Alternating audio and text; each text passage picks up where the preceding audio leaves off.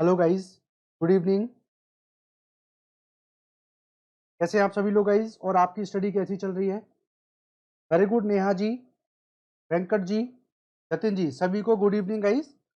और आज जो हम लोग स्टार्ट कर रहे हैं प्रॉपर कुछ ऐसी चीजें स्टार्ट कर रहे हैं जो आपके मेंस के एग्जाम के लिए हेल्पफुल होने वाली है। बेसिकली आज का जो सेशन है इसके अंदर हम लोग कुछ प्रैक्टिस क्वेश्चंस करेंगे। ओके, टेबल हम लोग अभी थोड़ा सा नॉर्मल रखे हुए हैं क्योंकि धीरे धीरे हम लोग स्टैंडर्ड इसका बढ़ाते जाएंगे। तो गाइज जल्दी जल्दी गाइज सभी लोग सेशन को शेयर करें और जिससे और भी लोग यहाँ पर प्रेजेंट हो जाएं। और एक बार मेरे को मैसेज कर दीजिए कि मेरी वॉइस आप तक क्लियर आ रही है, आप मुझे प्रॉपरली देख पा रहे हैं या फिर नहीं। जल्दी से आप लोग बताइए गाइज।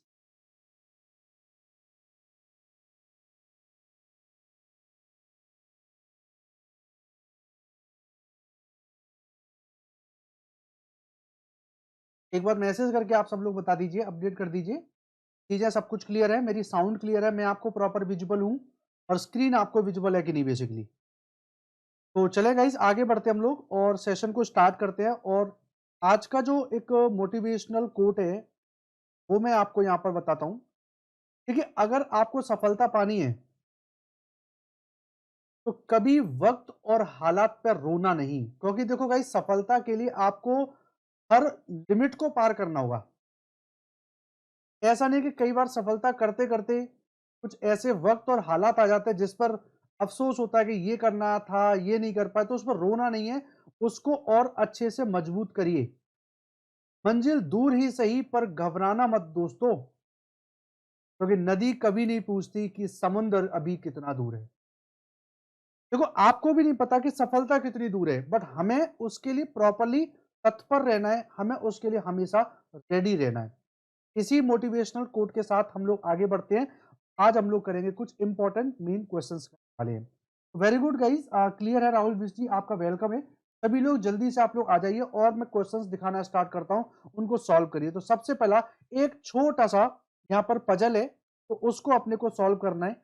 एक बार आप ट्राई करो, आंसर यहाँ पर एग्जैक्टली क्या आना चाहिए।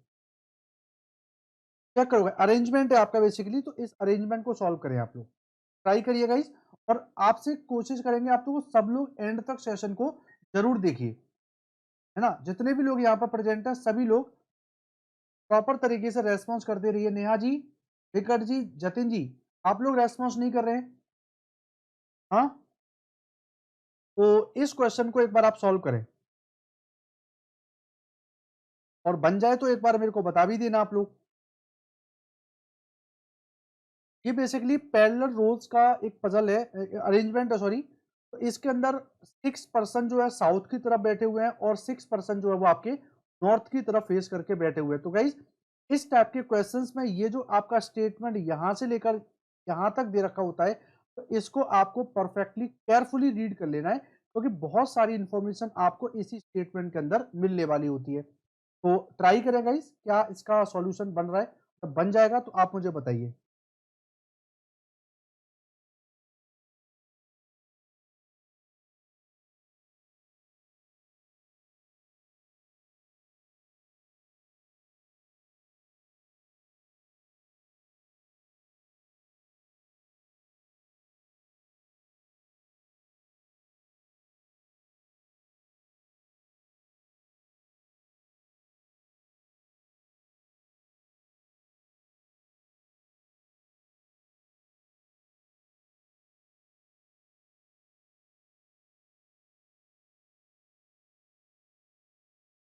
बन पा रहा है?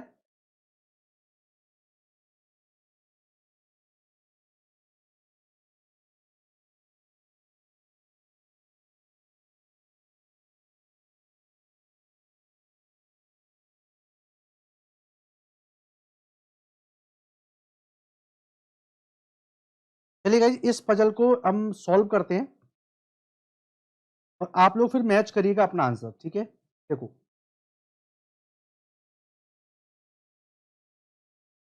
स्टेटमेंट क्या कह रहे हैं। एस, अब देखो P Q R S T जो है वो साउथ की तरफ फेस करके बैठे हुए हैं और A B C D E F जो है वो नॉर्थ की तरफ है। तो पहला statement, S sits third to the right of Q. तो इस केस में हम लोग क्या कर सकते हैं, एक हम बना सकते हैं यहां पर ऐसा, एस जो बैठा हुआ है क्यू के राइट में तीसरा है, 1, 2 और 3। अगर मैं इन सभी का फेस साउथ में कर देता हूं तो ऐसा बोल सकते हैं कि नहीं? ओके, टाइम लग रहा है, कोई बात नहीं है, आप सॉल्व करते रहिए।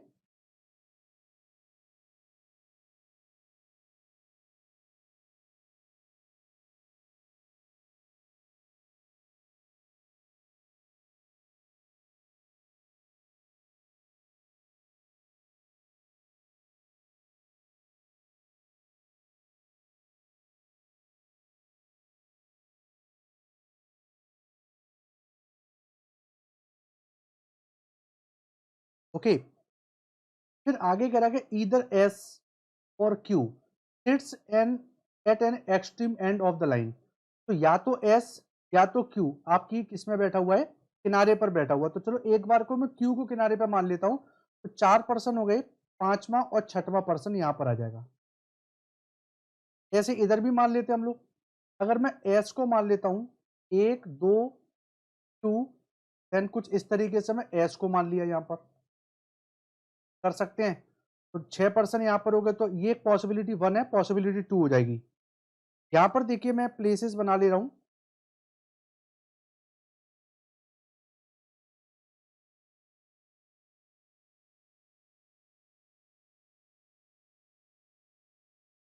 और यहां पर हम लोग पर्सन को बिठा देंगे। ठीक है, सेम केस यहां पर भी हो जाएगा ऐसे ही। जस्ट आपको प्रॉपर्ली फोकस करना है गाइस।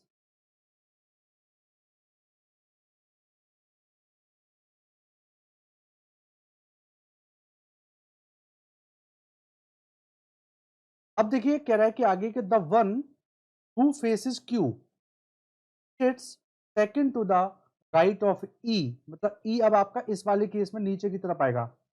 तो इस केस में क्या होना चाहिए, ई के राइट में दूसरा है कौन, वो पर्सन जो क्यू के सामने बैठा हुआ है।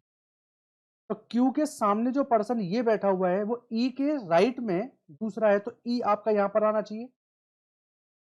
ऐसे इसमें देखें तो आपका ई आपका इस जगह पर प्लेस्ड होना चाहिए। ठीक है, two person sit between B and F. तो बी और एफ के बीच में दो पर्सन है। ठीक है, अभी पता नहीं है बट लिख देता हूं, बी और एफ के बीच में दो पर्सन आपके प्रेजेंट हैं। तो ये आपका ऐसा भी हो सकता है और ये आपका ऐसा भी हो सकता है। Neither be nor F seats eight the extreme end of. तो एफ और बी में से कोई भी किनारे पर नहीं है। तो यहां पर तो आपके देखो कैसे हो सकता है, अगर मैं यहां पर बी रखता हूं तो गलत हो जाएगा, यहां पर रखता हूं इस जगह पर और इस जगह पर, तो कोई ना कोई एक किनारे पाएगा। मतलब ये वाली पॉसिबिलिटी क्या हो रही है, गलत हो रही है। यहां पर कर सकते हैं हम लोग। अब कैसे कर सकते हैं, तो देखिए बी और एफ के बीच में दो पर्सन है, तो ये कंफर्म हो गया कि बी और एफ यहां पर भी आ सकते हैं और बी और एफ यहां पर भी अल्टरनेट आ सकते हैं, क्योंकि अभी इंफॉर्मेशन मुझे पता नहीं है। चलिए, इमीडिएट नेबर ऑफ बी, यानी बी अगर मान लो यहां पर बिठाते हैं, यहां बिठाते हैं, तो देख लेते हैं बी का जो पड़ोसी है, faces the person who sits third the left of P. तो पी के लेफ्ट में जो तीसरा पर्सन बैठा हुआ है उसके सामने बी का पड़ोसी है। तो पी के लेफ्ट में तीसरा, तो पी आपका यहां पर आना चाहिए कहीं। तो पी यहां पर रख सकते हैं क्या, पी अगर मैं यहां पर रखता हूं तो देखो यहां पर बी का पड़ोसी होना चाहिए। पी अगर मैं यहां पर रखता हूं तो पी के तीसरा वाला पर्सन है वो बी का पड़ोसी होना चाहिए। तो देखो पी यहां पर रखते हैं, तो पी के लेफ्ट में तीसरा कौन होगा, ये वाला पर्सन। और ये पर्सन क्या है, बी का पड़ोसी होना चाहिए। यहां पर बी का पड़ोसी होना चाहिए, तो बी तो यहां पर पॉसिबल हो ही नहीं सकता यहां पर, क्योंकि अगर मान के चलिए मैं बी को यहां पर नहीं रखता, एफ को रखता हूं, तो बी यहां पर आ जाएगा, तो नहीं हो पाएगा। दैट मीन्स क्या बन गया कि पी को मैं इस जगह पर रखूंगा और पी के लेफ्ट में तीसरा पर्सन आपका कौन है, ये वाला, और इसके सामने बी का पड़ोसी। दैट मीन्स बी आपका यहां पर क्या हो चुका है, फिक्स हो चुका है। क्या हो चुका है, फिक्स हो चुका है। और ये आपका कौन बन गया, एग्जैक्टली एफ बन गया। ठीक है, आर और टी इमीडिएट नेबर्स हैं।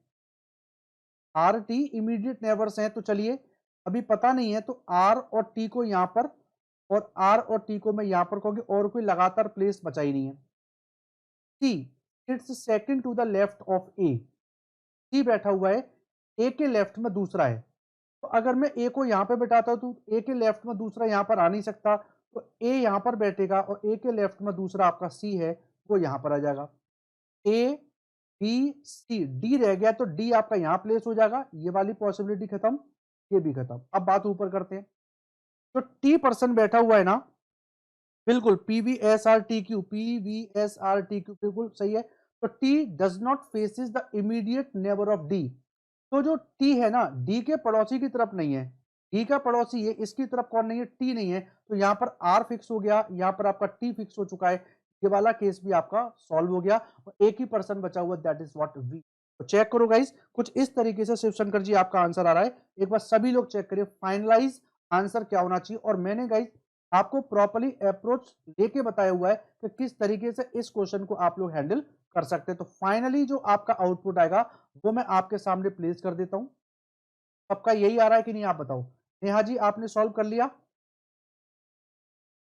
यस और नो? बिल्कुल गाइज। तो ये देखो गाइज, पजल नॉर्मल तो नहीं कह सकते इसको, बट हाँ लॉजिकल तो थी, है ना। ये जो अरेंजमेंट था ना, ये आपका बिल्कुल इजी तो नहीं कह सकते कि हाँ जो प्री लेवल का तो नहीं है, थोड़ा सा तो इसके अंदर कंफ्यूजन है। और कहीं ना कहीं दो तीन जगह पर आपकी पॉसिबिलिटी केस भी प्रेजेंट हो पा रहे हैं। तो बिल्कुल गाइज, इसके लिए अब हम लोग क्वेश्चन कर लेते हैं। ठीक है, तो क्वेश्चन करेंगे हम लोग। चलो, अब यहां पर मैं लिख लेता हूं एक बार। तो देखो यहां पर क्या, PVSRTQ, PS sorry PVSTRQ, RQ, और इस साइड में है CFAEVD, CFAED और D। ठीक है, चलो गाइज, बहुत बढ़िया। बट गाइज, आप जितने भी लोग यहाँ पर देख रहे हैं, एक बार प्लीज सेशन को शेयर कर लीजिए, जैसे और भी स्टूडेंट्स यहाँ प्रेजेंट हो और सेशन और अच्छा बन जाएगा इस। ठीक है, तो इस चीज में आप लोग सपोर्ट करेंगे इस प्लीज, है ना। पहला क्वेश्चन कह रहा है, who among us the following sit at the extreme end of the row. तो देखो एस और डी, एस कहाँ है आपका, ये तो गलत हो गया। क्यू एंड ए, क्यू और ए, यहां पर ये भी गलत हो गया। वी सी, बी सी, ये भी गलत हो रहा है। टी डी, टी और डी बिल्कुल पीडी किनारे पे हो सकते हैं। और क्यू एफ देखो, क्यू एफ भी नहीं है। आंसर क्या बनेगा आपका यहाँ पर? डी बता सकते हैं परफेक्टली, आंसर आपका डी आ जाएगा। सेकेंड क्वेश्चन का आंसर देखिए क्या है, how many person are seated and are. तो वी और आर के बीच में दो पर्सन बैठे हुए हैं, तो एक्जैक्टली आपका आंसर ये बन जाएगा। ठीक है, third question is saying P is related to A, P is related to A in same way that S is related to S is related to V। ऐसे ही अपने को बताना T किससे रिलेटेड होगा, तो T आपका किससे होना चाहिए? D से रिलेटेड होना चाहिए। तो आंसर यहां पर क्या बनेगा आपका? D बन जाएगा। ठीक है, which of the following is true regarding T। तो T के रिगार्डिंग आपको ट्रू बताना है, T के रिगार्डिंग ट्रू बताना है। तो F faces T, F faces T, no गलत है। B is immediate neighbour of T, B is immediate neighbour नहीं है। F faces the one who is second right of T। तो T के सेकंड राइट में जो V है उसके फेसेस F है, दैट मींस आंसर आपका C बिल्कुल परफेक्ट हो जाएगा। बहुत बढ़िया। और पांचवें क्वेश्चन का आंसर क्या आएगा? फोर ऑफ द फॉलोइंग आपके एक देखते हैं, आपका एक ऑड वन आउट छांटना है। A और T, A और T, D T, D और T, F P, F और P, and C V, C and V, and E Q, E कहाँ है? ई और क्यू। अब सोचो गाइज यहां पर आपका क्या बनना चाहिए क्वेश्चन नंबर 5 के लिए। इसको क्लियर करते हैं एक बार, और हम सारे के सारे जो पेयर्स है ना वो बनाते हैं। ए टी, ए टी कहाँ है भाई? ए टी आपका ये वाला है। बी टी, बी और टी आपका ये वाला है। ठीक है, और F P, F and P आपका ये वाला हो गया। सी वी, आपका ये वाला हो गया। ई क्यू, ई एंड क्यू। अब देखो यहां पर सभी में अगर देखा जाए कि आस पड़ोस वाले ही केस दे रखे हैं। टी के सामने, ए के सामने वाला एस, एस का पड़ोसी है। तो ऐसे ई के सामने वाला टी और टी का पड़ोसी या तो एस या आर होता, बट क्यू दे रखा है। तो आंसर यहां पर यही बनेगा, ई आंसर आपका निकल के आ जाएगा। F P, no no no, F P answer नहीं आएगा। क्योंकि एफ और पी देखो, ये कह रहा है कि फर्स्ट पर्सन जो है ना, उसके सामने वाले पर्सन का पड़ोसी होना चाहिए, सेकंड पर्सन, सॉरी। अब देखो यहां पर सेकंड पर्सन टी है, तो ए के सामने वाले का पड़ोसी टी होना चाहिए, बी के सामने वाले का पड़ोसी टी होना चाहिए, एफ के सामने वाले का पड़ोसी पी होना चाहिए, सी के सामने वाले का पड़ोसी वी होना चाहिए, और ई के सामने वाले का पड़ोसी क्यू होना चाहिए। पर यहाँ पर ई के सामने कौन है? देखो यहाँ पर ई के सामने कौन है? आपका टी प्रेजेंट है, और ई के सामने टी प्रेजेंट है, तो टी का पड़ोसी एस या फिर आर होता तो सही था। आंसर क्या बनेगा इस क्वेश्चन का? आपका E will be the perfect answer. समझ पाएगा इसके नहीं? बताओ। सबको क्लियर हो गया? और ये आपका एक अरेंजमेंट सेट हो गया और आपके 5 नंबर पक्के हो गए। ई क्यू, ई क्यू होगा। अच्छा चलो एक बताते हैं आपको, देखो T P S R Q, यहां पर है सी, देन एफ, देन ए, देन ई, देन बी और डी। अब यहीं पे सोचो, मैं कह रहा हूं सेकंड पर्सन फर्स्ट पर्सन के सामने वाले का पड़ोसी होना चाहिए।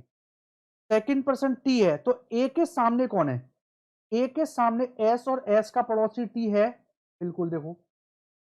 बी के सामने वाले का पड़ोसी टी होना चाहिए, बी के सामने आर है, उसका पड़ोसी टी है, यस है। समझ गए? जतिन जी बताओ। जितने भी स्टूडेंट्स यहाँ पर वॉच कर रहे हैं, क्वेश्चंस को समझिएगा इस, क्योंकि देखो ये कोई जरूरी नहीं है कि आपका अगर अरेंजमेंट सेट हो गया तो क्वेश्चन भी सही हो जाए, कई बार क्वेश्चन भी गलत हो सकते हैं। अच्छा ई क्यू बता रहे, ई क्यू आपका बिल्कुल ठीक हो जाएगा, है ना?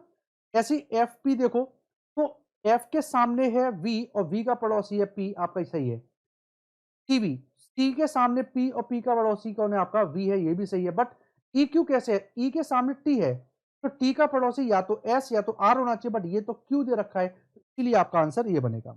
चलिए आगे चलेंगे, नेक्स्ट पजल आपका है एक, इसको भी आप सॉल्व करिए, इसका आंसर बताओ क्या आएगा। बहुत बढ़िया केस है आपका। मैंने आंसर दिया था ई क्यू, ओके जतिन जी, ओके ओके ओके ओके। मैं समझ गया कि ई क्यू क्यू मतलब वाई। अच्छा चलो कोई नहीं, ठीक है ठीक है ठीक है, कोई बात नहीं। चलो मैं गलत समझ लिया।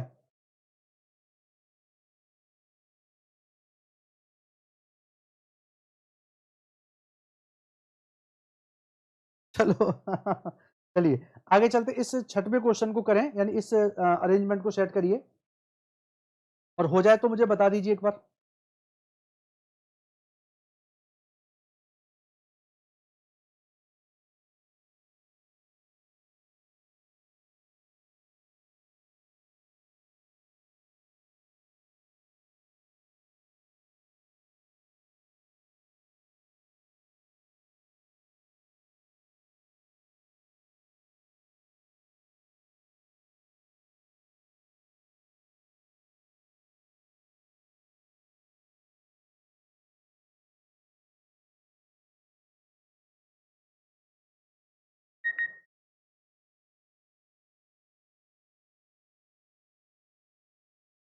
Venkat ji very good guys.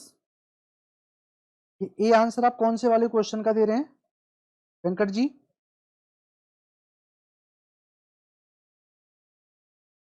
Session को थोड़ा सा आप आगे बढ़ा लीजिए, जिससे आप लाइव यहाँ पर देखना चालू कर देंगे आप। अभी आई थिंक आप पीछे से देख रहे हैं।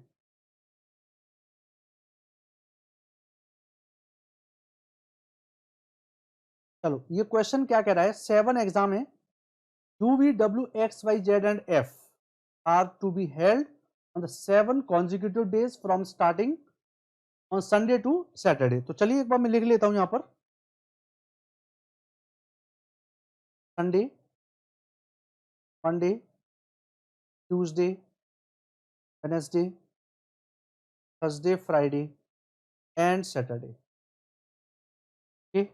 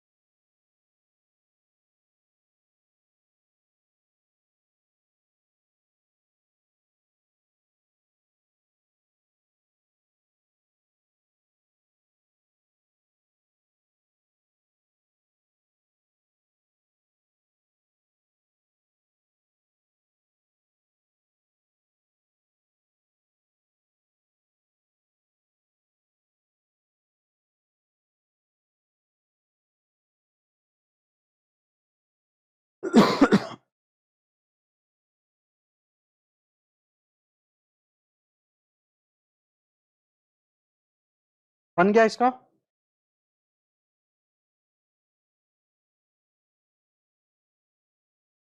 देखिए यहां पर कह रहा है कि only one exam can be held on one day, एक दिन एक ही एग्जाम होगा। तो only two exam will be held after F, तो एफ के बाद में केवल दो ही एग्जाम है। एफ के बाद में दो, तो एफ आपका यहां पर होगा, इसके बाद दो ब्लॉक खाली छोड़ दिए। नेक्स्ट क्या कह रहा है, only two exams will be held between Z and F, तो जेड और एफ के बीच में, तो जेड यहां पर आएगा, उसके बीच में दो प्लेसेस होने चाहिए। ओके, अभी चेक करते हैं, देखो उसको।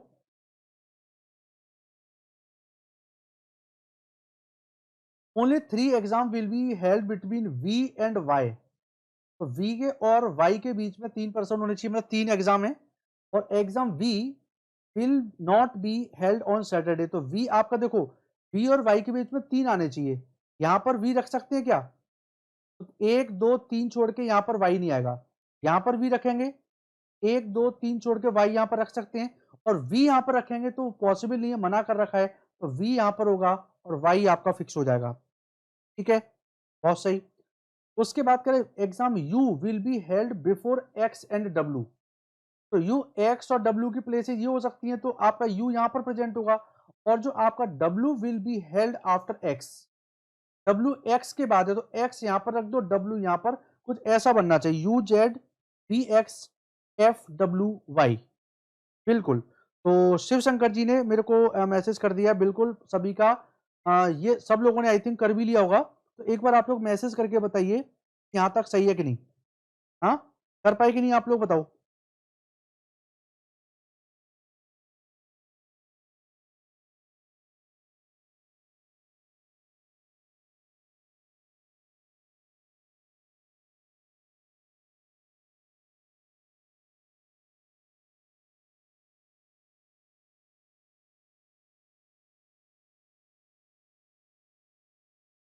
तो सबने आई थिंक कर लिया होगा, एक बार सब लोग बताइए, वेंकट जी, नेहा जी, जतिन जी, आप सभी ने कर लिया कि नहीं? सब लोग गाइज एक बार शेयर करें, और सब लोग रेस्पॉन्स भी करते रहिए गाइज, है ना। चलो, तो U Z V X F, U Z V X F, और उसके बाद है डब्ल्यू एंड वाई, तो डब्ल्यू एंड वाई ये आपका चलेगा Sunday, Monday, Tuesday, Wednesday, Thursday, Friday and Saturday. बिल्कुल जतिन जी, आ रहा है, सबका सही है कि नहीं है? अब ये बन चुका है, तो इसके अकॉर्डिंग आप आंसर दे सकते हैं अब तो। एग्जाम एक्स कब हो रहा है भाई? एक्स आपका वेडनेसडे को हो रहा है, आंसर आ गया। दोबारा से एक्सप्लेन करूं? चलो मैं करता हूं, तो दोबारा से यहां पर बना लेते हैं ना एक बार।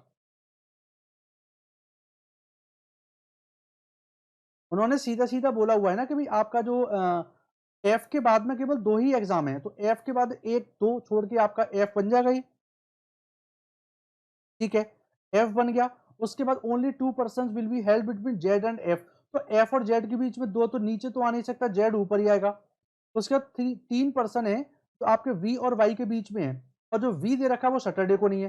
जब वी सैटरडे को नहीं होगा, और जो वी सैटरडे हो तो वाई सैटरडे को होगा, तो वी में यहां रख सकता हूं, वी और वाई के बीच में तीन पर्सन आ गए। आगे कह रहा है कि एग्जाम जो यू है ना वो एक्स और डब्ल्यू से ऊपर है, तो अपने पास एक्स यहाँ पर डब्ल्यू यहाँ पर हो सकता है, तो यू आपका ऊपर बैठेगा। और एक दे रखा है जो आपका डब्ल्यू है एक्स के नीचे दे रखा है, तो एक्स यहाँ पर आ जाएगा और डब्ल्यू आपका यहाँ पर आ जाएगा। ठीक है, चलो आगे चलते हैं। अब देखिए यहाँ पर एग्जैक्टली सेकंड क्वेश्चन है, which exam will be held immediately after W, W के बाद में किसका हो रहा है भाई? वाई का एग्जाम है, आप बता सकते हो। Which exam will be held on Sunday, Sunday को यू हो रहा है exam, that means E option. आगे कह रहा है कि if all seven exams are held in the alphabetical order, अगर अल्फाबेटिकल ऑर्डर के अकॉर्डिंग होते हैं, तो उस केस में आपका their exam starting on Sunday and ending Saturday, the position how many will remain unchanged. तो कर लो भाई इसको एक बार।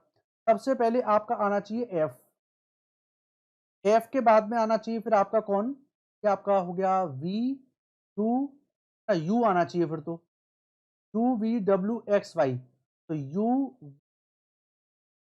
डब्ल्यू एक्स एंड वाई, एक दो तीन चार, एक कोई रह गया एफ के बाद में, देखो एक दो तीन चार सात, बिल्कुल रह गया कोई ना कोई, कौन सा रह गया, देखो एक एफ हो गया और एक्स यू हो गया, डी हो गया, डब्ल्यू भी हो गया, एक्स एक्स दो बार ले लिया क्या मैंने, अच्छा जेड है यहाँ पर, ओके ये जेड है आपका, यहाँ पर आपका फिर बाद में जेड। अब देखो यहाँ पर कितने अनचेंज हुए, एक दो तीन चार पाँच छः सात, कितने अनचेंज हो रहे हैं आपके, हाँ केवल एक ही तो हो रहा है, यानी कि v और v आपके अनचेंज ना, चेंज नहीं होंगे, इसके लिए आठवें आंसर का जो बनेगा आपका, आठवां तो आपने कर ही लिया, नौवे का आंसर आपका एक आ जाएगा। 10वें क्वेश्चन का चेक करो, 10वें क्वेश्चन में क्या आएगा, if exam z is related to Sunday, z Sunday से रिलेटेड है ना, in a certain way based on given schedule, similarly if the f is related to Wednesday, ऐसे f जो है वो आपके वेडनेसडे से है, in the same way V किससे रिलेटेड होगा, तो वी आपके मंडे से रिलेटेड होगा, तो आंसर आपका मंडे बन जाएगा। ठीक है, वो मैंने कर दिया अपडेट, वही कह रहा था एक्स डबल बार आ रहा था, आई थिंक अब आपको क्लियर हो गया, ये क्वेश्चन आप लोग समझ गए किस तरीके से इस क्वेश्चन को किया हुआ है। चलो गाइस, तो गाइस ये बात बताओ, ये जो 9:30 का टाइम है आपका परफेक्ट है ना, खाना पीना खा के आराम से हम लोग स्टडी करने बैठ सकते हैं, ठीक है, तो 9:30 बजे से अब अपनी डेली क्लास हुआ करेगी, तो इसको प्रॉपरली टाइम से आप लोग ज्वाइन करें। तो ये क्वेश्चन आई थिंक आप सबको समझ में आ चुका है। नेक्स्ट आगे चलेंगे, और देखो ये आपके इनइक्वालिटी के क्वेश्चंस हैं, तो इसको अपने को करना है, तो देखो ये आपका दे रखा है, यहाँ पर चेक करना है कि कौन सा कंक्लूजन सही है कौन सा गलत है, वो आप बता सकते हैं, एक बार चेक करिए। 10वें का सी आंसर आपका ठीक है शिवशंकर जी, 10वें का सी आंसर ठीक है आपका।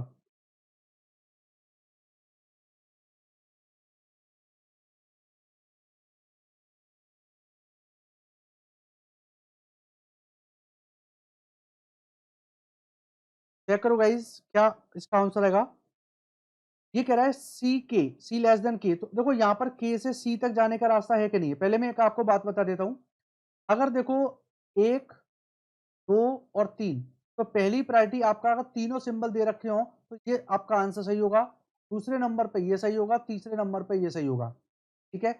अब अगर इसका उल्टा कुछ ऐसे दे रखा है, तो उस केस में सबसे पहला आंसर छोटे में ये, उसके बाद ये और उसके बाद में ये, आप इस तरीके से बता सकते हैं। 11 का बोथ सही है, तो चेक करते हैं, देखो बोथ सही है, सी के टू सी जा सकते हैं क्या, तो के से जे और जे से सी जा सकते हैं, सी पे पहुंच गए, तो सी से आप बिल्कुल हमें आगे जाना ही नहीं है, एक्चुअली सही आंसर आपका।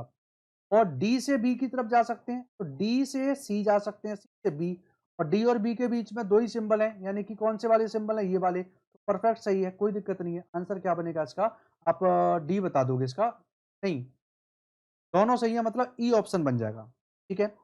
चलो इसको चेक करो, नेक्स्ट अगला जो है इसको चेक करें एक बार, इसमें ये भी ठीक है ये भी ठीक है, इसका चेक करिए, ए से जे जा सकते हो क्या, ए से जे कहाँ जा सकते हैं, ए से तक जाने का रास्ता ही नहीं है कहीं, तो ये हो गया गलत। ए से बी जा सकते हो, ए से जेड, जे सॉरी, और जे से सी, और सी से बी बिल्कुल जा सकते हैं, तो आपका ये सेकंड वाला केस क्या हो रहा है, सही हो रहा है। क्वेश्चन नंबर 12th के लिए है ना, मैं 12th की बात कर रहा हूं, 11 में तो दोनों कंक्लूजन ठीक है, 12th वाले के अंदर आपका सेकंड वाला सही है, फर्स्ट वाला गलत हो जाएगा। इसमें चेक करिए, बी से एन तक जा सकते हैं क्या, बी से एल, एल से ए से एन बिल्कुल जा सकते हैं, और सिंबल आपका बड़ा दे रखा है, परफेक्ट सही है। के से एल की तरफ जा सकते हैं, के से एन, और एन से आगे नहीं जा सकते, दैट मीन ये गलत है, आंसर आपका केवल पहला ही ठीक होगा, 12 का ओनली 2 ठीक है, ठीक है। 14 का बताओ इसका आंसर क्या आएगा,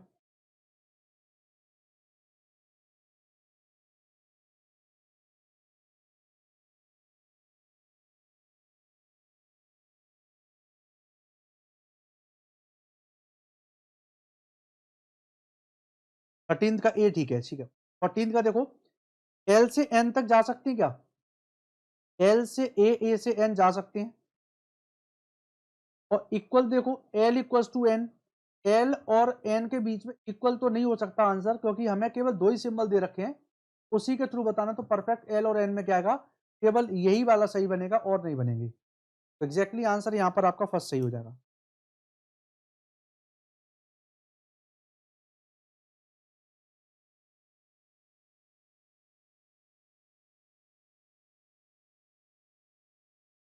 चेक करो जल्दी जल्दी। ए, ठीक है। देवेंद्र जी वेरी गुड, आपका वेलकम है। देवेंद्र जी आप फर्स्ट टाइम प्रेजेंट हुए यहां पर, तो अगर आप फर्स्ट टाइम प्रेजेंट हो तो ठीक 9:30 बजे 9:30 पर मेरी डेली क्लास प्रेजेंट होती है। तो इस रीजनिंग की स्पेशल क्लास को देखिए। और अब हम लोग धीरे धीरे गाइज आगे चलते जाएंगे और मेंस लेवल के क्वेश्चंस को अपकमिंग क्लासेस के अंदर कंप्लीट करते जाएंगे हम लोग, ठीक है। हो गया ना ये वाले केस सारे। चलो, अब ये आपका 15 से लेकर 19 तक के आपके 4-5 क्वेश्चन है। 5 क्वेश्चन है, तो आपको सबसे पहले 15वीं का आंसर देना है। बिल्कुल देवेंद्र जी, आप एक बार स्टडी करके देखिए, आपको मजा आएगा, कॉन्सेप्ट आपको समझ में आएंगे। जो पॉसिबल बेहतरीन हो सकती है ना, वो ट्रिक्स आपको बताने की मैं कोशिश करता हूं, जिससे आप फास्टली क्वेश्चन कर सकते हैं। कह रहा है कि if all the digits in each of the numbers are arrange in the descending order with in the number, which of the following will form the lowest in the new arrangement? आपको करना क्या कि इनको, ये 3 digit है, इनको आपको descending order में करना है। डिसेंडिंग, घटते हुए क्रम में करना है। और उसके अकॉर्डिंग आपको बताना है कि सबसे छोटा कौन सा होगा। तो आपको गाइस सारे को करने की जरूरत ही नहीं है। हमें पता है कि सबसे बड़ा नंबर पहले आएगा ना, इसमें ऑलरेडी है। यहां पर आपका सबसे पहले 8 आना चाहिए, यहां पर 7 आना चाहिए, यहां पर 7 आना चाहिए, और यहां पर अगर देखोगे तो आपका क्या आना चाहिए, 8-9 आना चाहिए सबसे पहले। तो इसमें देखो यहां पर सेकंड नंबर आपका 6 आएगा, देन 4, और यहां पर क्या आएगा, यहां पर 7 और 4 आएगा। तो सबसे छोटा नंबर आपका अरेंजमेंट में कौन सा प्रेजेंट हो रहा है, इसके लिए आपको बताना है आंसर क्या आएगा। 374। अच्छा,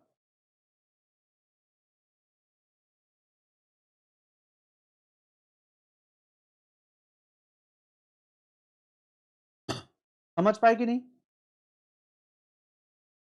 743, ओके, 743 यहां पर होगा ना, 743, ठीक है। तो आंसर आप एग्जैक्टली बता सकते हो, क्योंकि किस नंबर से सबसे छोटा वाला नंबर मिला है हमें, 743, 374 से। तो आंसर आपका जो बनेगा 374 आप बता सकते हो। क्लियर, ये आपका पहला क्वेश्चन था आपका। दूसरा क्वेश्चन कह रहा है, इसको करिए, इसका आंसर क्या आएगा। If all the numbers are arrange in ascending order from left to right,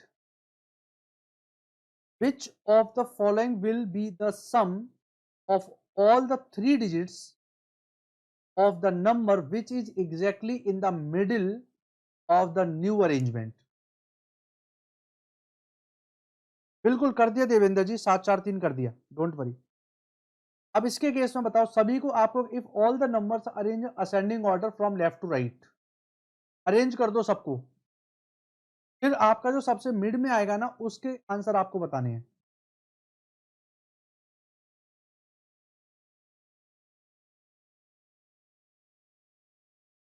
चलो भाई, इसका क्या बनेगा देखो, 357।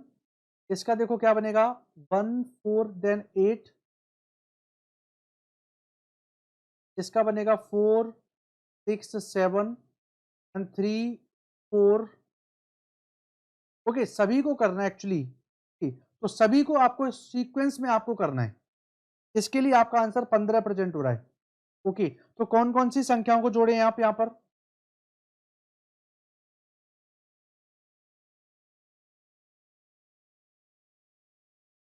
आपको left to right ascending order में अरेंज करना है सारे नंबर्स को।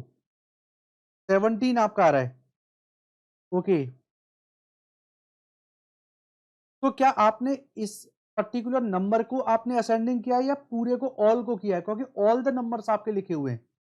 तो इसके अकॉर्डिंग अपने को चाहिए कि जो आपके एग्जैक्टली मिड में होंगे ना, उनको ही अपने को करना है। मतलब क्या है कि देखो, इसको, इसको, इसको, इसको और इसको, तो पहले नंबर पे आएगा ये वाला नंबर, एक नंबर। दूसरे नंबर पे आपका कौन सा आएगा, सॉरी पहला नंबर ये, दूसरा नंबर ये, तीसरा नंबर ये, तो तीसरा नंबर आपका ये है, तो चौथा ये और पांचवा आपका ये, तो मिड में कौन सा आएगा, 3 नंबर आपका ये बनेगा। उसके अंकों को जोड़ दो, 8 और 4 12 और 1 13, तो यहाँ पर आंसर जो बनेगा आपका डी बनेगा, दैट इज 13। समझ पाए कि नहीं?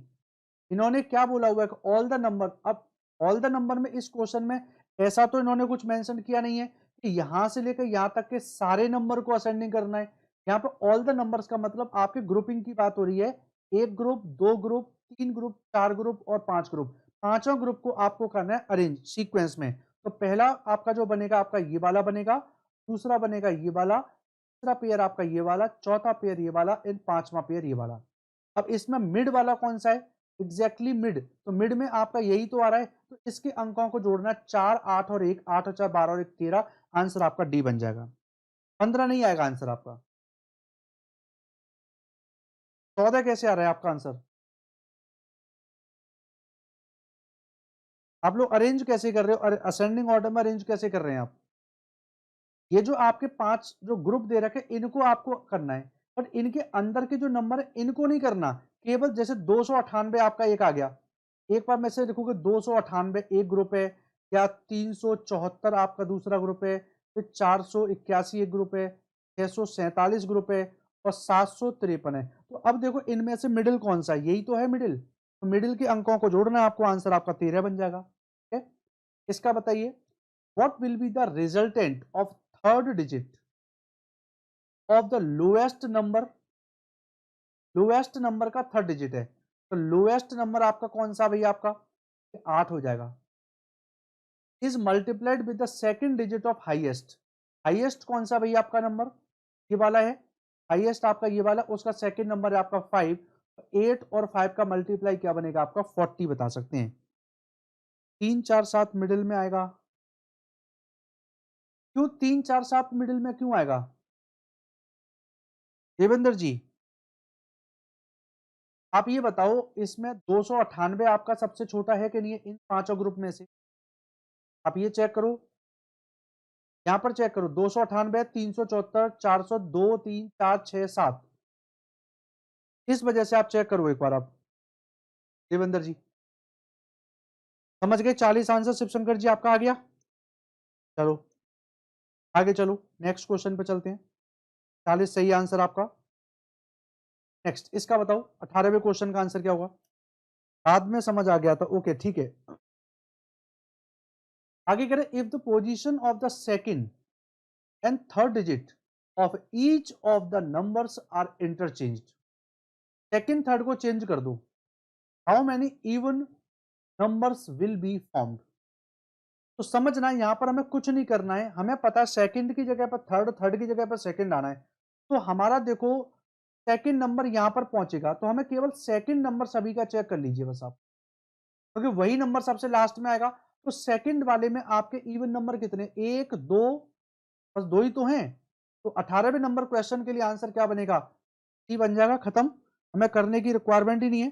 कार्तिक कुमार जी, ये आपके मेंस लेवल के, बिल्कुल आरबीआई के केस में हम लोग बात कर रहे हैं, आरबीआई मेंस लेवल में पैटर्न आपके यही रहने हैं।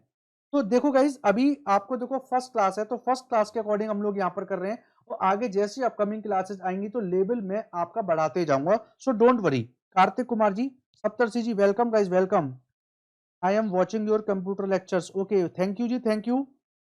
प्रीवियस ईयर आरबीआई क्वेश्चंस हम लोग कर रहे हैं ऑलरेडी, तो बिल्कुल गाइज आप सभी का स्वागत है। कार्तिक जी, सप्तर्षि जी, शिवाजी, देवेंद्र जी, नेहा जी, जतिन जी, सभी लोग यहाँ पर डेली प्रेजेंट होइए, और 9:30 पर मेरी क्लास डेली प्रेजेंट होती है, आप लोग जरूर ज्वाइन करें, ठीक है। तो इसका आंसर आपको मिल गया, 2 आंसर देवेंद्र जी, नेहा जी को मिल गया, शिवाजी को भी मिल गया, वेरी गुड गाइज। अगला क्वेश्चन देखिए, if 2 is added to the first digit of each number, 2 जोड़ दो सबसे पहले नंबर में, how many number thus formed will be divisible by 3।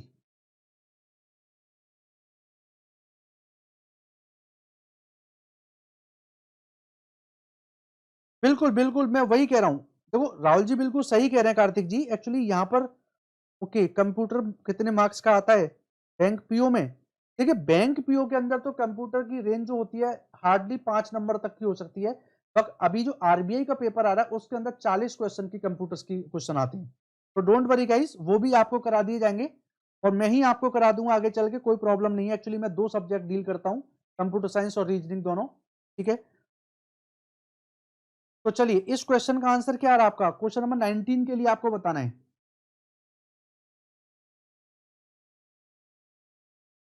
कितने नंबर होंगे अगर दो दो जोड़ दें। तो देखो यहाँ पर 9 हो जाएगा, यहाँ पर 6 हो जाएगा, यहाँ पर 8 हो जाएगा और यहाँ पर 3 तो 5 और यहाँ पर आपका 4। तो अब एक काम करो, जोड़ के देख लो, टोटल 3 से डिवाइड हो रहा है तो आप कर सकते हैं। तो देखो 9 5 14 15 16 17 ये तो नहीं हो रहा है, और 9 6 15 ये वाला हो रहा है, 8 7 और 4 11 11 और 8 आपका 19 ये वाला नहीं हो रहा है, 7 और 4 11 और 11 और 5 16 ये भी नहीं हो रहा है, और 9 8 17 18 19 20 21 ये तो दो ही तो हो रहे हैं। आंसर आपका क्या बन जाएगा, 2 बन जाएगा। बिल्कुल गाइस, बिल्कुल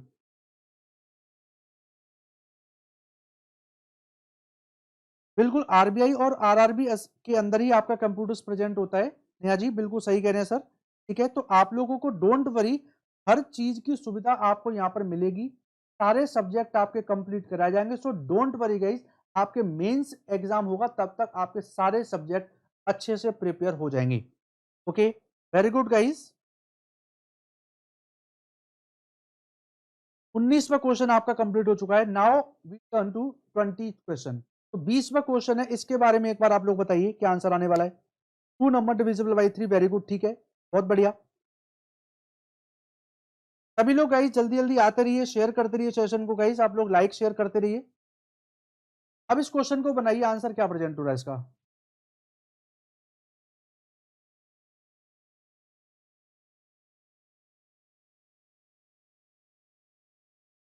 ट्राई करो। कह रहा Raj leaves his home and goes straight 20 metres. ठीक है, चलो मान लेते हैं हमारा घर इस साइड में है और वो 20 मीटर आगे चलता है, तो चलिए 20 आपका यहाँ पर चल रहा है। फिर वो राइट मुड़ता है और 10 मीटर चलता है, राइट मुड़ा और 10 मीटर चल गया। Then turn left and 30, left चला और 30 चल गया। एंड फाइनली राइट में मुड़ा है और स्टार्ट वॉकिंग, राइट में मुड़ा स्टार्ट कर दिया। If he is moving in the north direction, then in which direction did he start working. अगर ये वाली साइड आपकी नॉर्थ होगी तो बताइए ये वाली साइड आपकी कौन सी होगी। ओके, तो अब देखो यहां पर अगर हम क्या करें, इस डायग्राम को, इसको देखो, ये वाली कंडीशन है, तो एक्चुअल में नॉर्थ यहां पर होता है, साउथ यहां पर हो रहा है, और ये आपका वेस्ट होता है और ये वाला आपका कौन सा था, ईस्ट। तो इस डायरेक्शन को अगर मैं साउथ को नॉर्थ बना देता हूं, इसका कॉन्सेप्ट क्या है, इस डायग्राम को मुझे घुमाना पड़ेगा, नॉर्थ को नीचे लाना पड़ेगा, तो इसको मैं क्लॉकवाइज घुमा देता हूं एक बार। तो जब ये क्लॉकवाइज घूमेगा तो नॉर्थ नीचे आ जाएगा और साउथ आपका ऊपर पहुंचेगा। तो अब देखो ये वाली कंडीशन, जब ये नॉर्थ आपका घूम के इधर जाएगा तो वेस्ट आपका इधर हो जाएगा, ईस्ट आपका इधर है, तो डायरेक्शन कौन सी बनी आपकी, वेस्ट वाली बन गई। फिर ये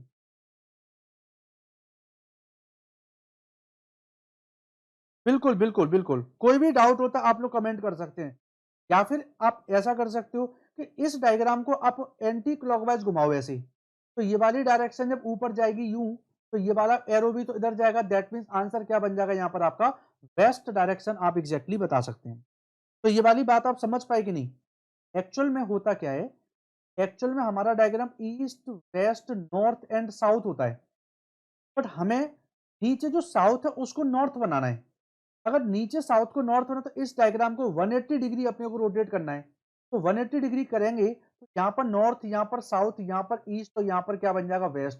तो अब देखो ये अगर नॉर्थ है तो ये वाली दिशा कौन सी है, तो ये वाली दिशा कौन सी होगी आपकी, ये दिशा कौन सी जा रही है, वेस्ट जा रही है, आंसर क्या बनेगा, वेस्ट बन जाएगा। समझ में आ रहे हैं। तो देखो क्वेश्चन को किसी भी तरीके से फोल्ड किया जा सकता है, बट आपको उस क्वेश्चन की लैंग्वेज परफेक्टली समझ में आनी चाहिए। क्लियर। तो अब देखो मेरे को पता ही नहीं था कि मैं स्टार्टिंग में कौन सी दिशा में चलूं, तो मैंने चेक किया, जैसे जैसे कह रहा है वैसे वैसे चलते जा रहे हैं, और फाइनली लास्ट में बता दिया कि भाई जिस साइड में जा रहे हैं वो नॉर्थ है हमारी। तो जाहिर सी बात है अब नॉर्थ होगी तो चलो बनाओ, इसको कैसे बनाओगे, एक बनाओगे, फिर आप कैसे कैसे करके करोगे ना, तो इसको घुमाना पड़ेगा अपने को, तो पूरे को जब घुमा दोगे तो आंसर वेस्ट आ जाएगा।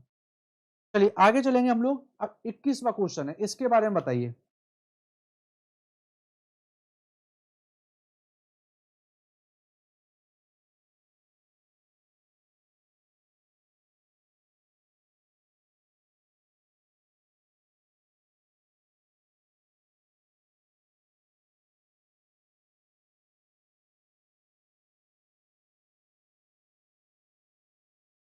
बताओ गाइस।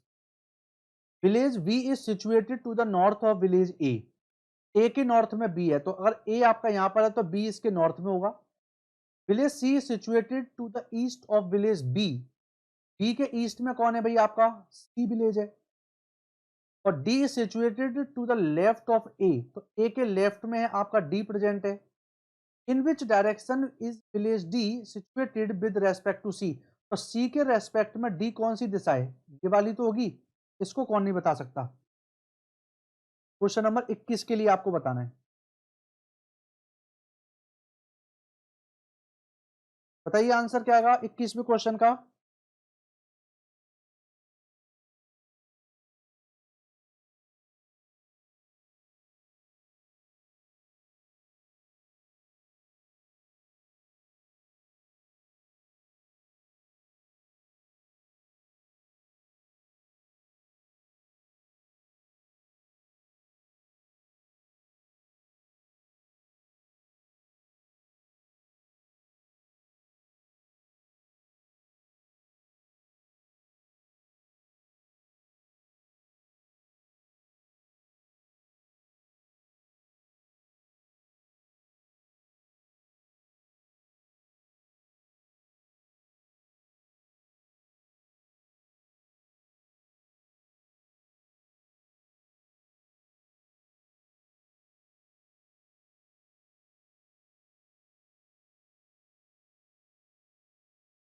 नहीं आया आंसर अभी तक? इतना टफ क्वेश्चन है क्या ये? यार ये जानते हो साउथ वेस्ट डायरेक्शन है, और साउथ वेस्ट यहाँ पे प्रेजेंट ही नहीं है, तो आंसर नन ऑफ दीज आएगा। नन होना चाहिए ना, क्योंकि डिस्टेंस नहीं, अरे ऐसा कुछ नहीं है। आप कितना भी करो, एक बात बताओ, अगर ये वाला पॉइंट ए है, तो ए के नॉर्थ में आपका बी हो गया, ये वाला पॉइंट हो गया। राइट में सी पॉइंट है, और इसके लेफ्ट में ये वाला, तो आपको डिस्टेंस की जरूरत ही नहीं है। ये तो आपके दोनों स्ट्रेट लाइन में होंगे, और ये पॉइंट इधर जा रहा है और ये वाला पॉइंट इधर जा रहा है, तो ये डायरेक्शन आपको बतानी, इसमें डिस्टेंस की रिक्वायरमेंट ही नहीं है। आंसर आपका 100% डायरेक्शन आपकी साउथ वेस्ट ही प्रेजेंट होगी, है ना। चलिए 21 के बाद 22 नंबर क्वेश्चन पर जाएंगे हम लोग। इसका बताइए क्या कह रहा है। Rohan said pointing toward a picture, that picture is a sister of grandson of father of my maternal uncle. सोचो क्या आंसर होना चाहिए।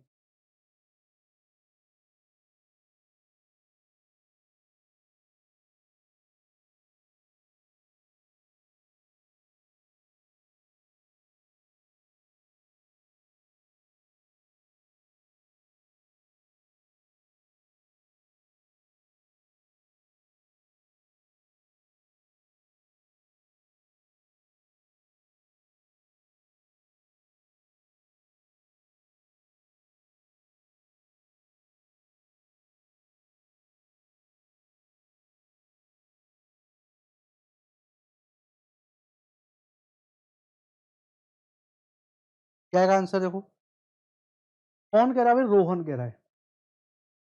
डायग्राम बनाओ। क्या कह रहा है? मेरे मैटरनल अंकल मतलब मामा, इनकी मम्मी, मम्मी के भाई, मामा हो गए, मामा के फादर, मामा के फादर, उनका ग्रैंडसन, इनका बेटा, और इनका बेटा ये तो ग्रैंडसन की सिस्टर, की सिस्टर, सिस्टर की वो पिक्चर है। तो ये है वो लड़की जिसकी बात हो रही है।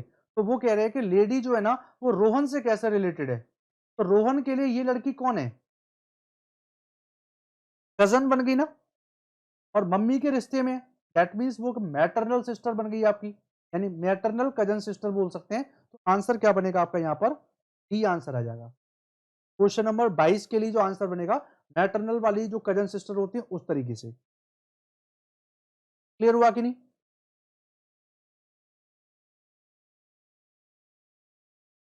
सब लोग एक बार रेस्पॉन्स देके बताते रहो गाइस, जल्दी जल्दी।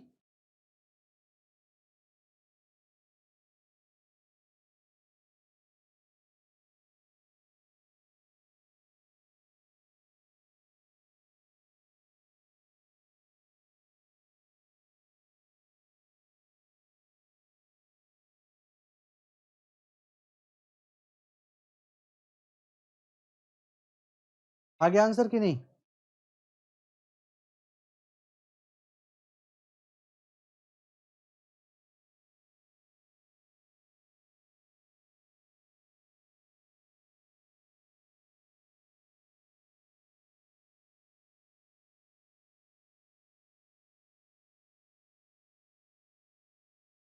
रिपीट करूं? ओके। सिंपल सा रोहन कह रहा है कि रोहन की मामा, मैटरनल अंकल मामा, रोहन के मम्मी, मम्मी के भाई मामा, मामा के पिताजी, और पिताजी का ग्रैंडसन कौन होगा? ये है ना, उनका बेटा ग्रैंडसन, और ग्रैंडसन की जो बेटी जो आपकी सिस्टर है, ग्रैंडसन की जो सिस्टर है वो ये लेडी है जिसकी फोटो है। तो ये लेडी राहुल रोहन के लिए कौन बनी? कजन बनी कि नहीं बनी? तो बता सकते हैं कि नहीं गाइस, बताओ। तो इतना टिपिकल तो नहीं है, जस्ट थोड़ा सा आप लोगों को ऑब्जर्वेशन करना है और एग्जैक्टली आप बता सकते हैं कि आंसर यहाँ पर क्या प्रेजेंट हो जाएगा, है कि नहीं? चलो और आगे चलते हैं, नेक्स्ट क्वेश्चन पर चलेंगे अब हम लोग। और अगला क्वेश्चन आपका ये वाला है, इसको बताइए आंसर क्या आएगा।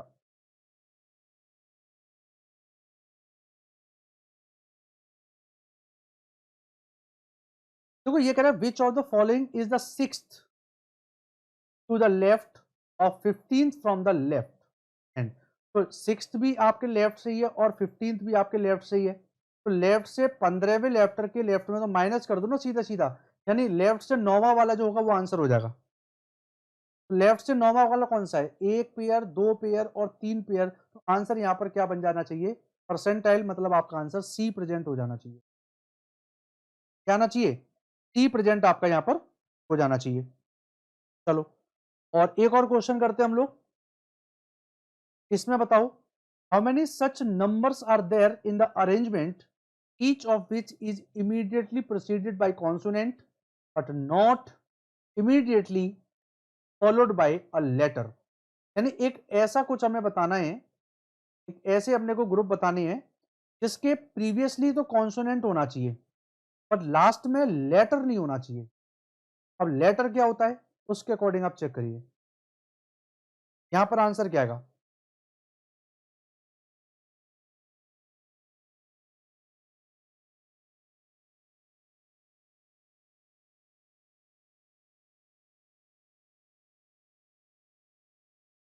अब इसमें चेक करना चालू करो। कॉन्सोनेंट के बाद में होना चाहिए नंबर, अपने को फाइंड आउट करने तो पहले नंबर पे टिक करो, नंबर है यहां पर, इसके पहले कॉन्सोनेंट है, बाद में एक लेटर दे रखा है। इसमें देखो आपका ये कॉन्सोनेंट है और लेटर नहीं है, ये सही है, काउंट करेंगे इसको। उसके बाद नंबर आपका ये वाला है, दोनों तरफ आपके लेटर हैं, ये नंबर है, ये नंबर, एक ये वाला पेयर आ गया। और कौन सा पेयर है? बस दो ही तो आ रहे हैं, आंसर क्या बनेगा यहाँ पर? डी आंसर आपका एग्जैक्टली निकल के आ जाएगा। तो मैं उम्मीद करता हूँ ये चीज आपको परफेक्टली क्लियर हो गई होगी और समझ में आराम से आपको आ गया होगा कि किस तरीके से चीजें आपकी यहाँ पर प्रेजेंट। ठीक है, तो ये आज की इस क्लास के अंदर हम लोगों ने 24 क्वेश्चंस किए हैं। एक प्रैक्टिस सेशन था जिसमें आपको आइडिया मिला होगा कितना फास्ट हम लोग काम कर सकते हैं। अगर लैंग्वेज आपको समझ में आ गई तो इजीली हम लोग कर पाएंगे। तो गाइज आप सबसे रिक्वेस्ट है कि जितने भी स्टूडेंट्स यहाँ पर आज प्रेजेंट हुए हैं, कल से डेली 9:30 बजे आप लोग प्रेजेंट जरूर हो जाइए। क्लियर? आई थिंक कोई प्रॉब्लम नहीं होगी, 9:30 बजे खाना पीना खा के आराम से हम लोग स्टडी करने बैठ सकते हैं। तो आंसर यहाँ पर क्या बन जा रहा है आपका? D will be the perfect answer. तो गाइस एक बार सेशन के बारे में प्रॉपर्ली आप लोग फीडबैक दीजिए, क्लास आपको कैसी लगी, क्वेश्चंस कैसे लगे आपको, है ना? तो हम लोग डेली इस तरीके के सेशंस आपके लिए लाते रहेंगे। ठीक है गाइस, तो आगे चलेंगे हम लोग। अब देखिए ये मॉक टेस्ट की बात थी आपकी, जहां पर हम लोग कई सारे टेस्ट सीरीज आपके सामने उपलब्ध करते हैं कि जो हर सब्जेक्ट के लिए जो भी बैंकिंग, इंश्योरेंस, जो LIC के, NICL के जो एग्जाम्स होते हैं, उन सभी के लिए जो टेस्ट सीरीज है वो उपलब्ध है। जैसे चाहो वैसे टॉपिक वाइज या आपके सब्जेक्ट वाइज जैसे चाहो कर सकते हो। इस प्लेटफॉर्म को आप लोग फॉलो कर सकते हैं, कॉन्टैक्ट नंबर डिटेल्स प्रेजेंट हैं, जो भी कोई क्वेरी है आप कर सकते हैं। और सेशन से रिगार्डिंग कोई क्वेश्चन से रिलेटेड है तो आप लोग बाद में कमेंट भी कर सकते हो।